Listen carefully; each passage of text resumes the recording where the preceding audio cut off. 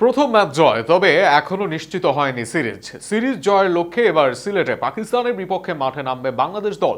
আর সেখানে তিনটি শর্ত থাকবে বাংলাদেশের সামনে, যে শর্ত পূরণ করতে না পারলে সিরিজ হাতছাড়া হয়ে যেতে পারে টাইগারদের। কি কি সেই শর্ত, পাকিস্তানের বিপক্ষে বাংলাদেশের চ্যালেঞ্জ থাকবে কোন কোন জায়গায়, তা নিয়ে থাকছে প্রতিবেদন।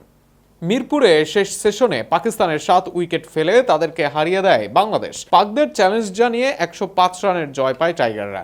সেই জয়ের সুখস্মৃতি নিয়ে এবার দ্বিতীয় ও শেষ টেস্টে মাঠে নামবে বাংলাদেশ, যেখানে জয় পেলে পাকিস্তানকে সিরিজ হারাতে ও হোয়াইট ওয়াশ করতে পারবে বাংলাদেশ।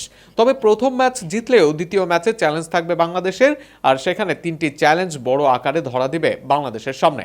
প্রথম চ্যালেঞ্জ থাকবে বাংলাদেশের ওপেনিং পজিশনে। সর্বশেষ ম্যাচে দুই ওপেনাররা ছিলেন চূড়ান্ত ব্যর্থ।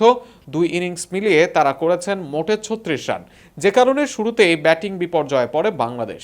সর্বশেষ ম্যাচে শান্ত ও মমিনুল দুজনেই দুই ইনিংসে বড় রান করেন, তবে প্রতিদিন এই রকম হওয়া প্রায় অসম্ভব। তাই দায়িত্ব নিতে হবে ওপেনারদের, অন্তত একজনকে বড় রান করতে হবে, দীর্ঘক্ষণ থাকতে হবে ক্রিজে, নতুবা পরের টেস্টে ব্যাটিংয়ে বিপর্যয় আসতে পারে বাংলাদেশের।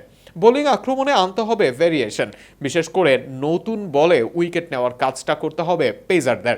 শেষ ম্যাচে জয়টা আরো সহজ হতে পারত যদি পাকিস্তানি ওপেনারদের চাপে ফেলা যেত, তবে শুরুর দিকে কেউই তেমন সুইং বা চাপে ফেলার বল করতে পারছিলেন না। এক্ষেত্রে শরীফুল ইসলামকে সুযোগ দিলে পাওয়া যেতে পারে আলাদা সুবিধা। সেই সুবিধা কাজে লাগাতে না পারলে ভুগতে হতে পারে টিম টাইগার্সকে।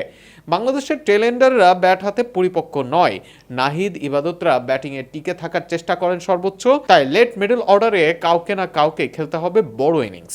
লিটন বা মিরাজের কাউকে দায়িত্ব নিতে হবে, একজনকে থাকতে হবে শেষ পর্যন্ত, কেননা শেষ দিকের এই রানগুলো গুরুত্বপূর্ণ হতে পারে দলের জন্য। সব মিলিয়ে নানা দিকে চ্যালেঞ্জ থাকবে বাংলাদেশ দলের।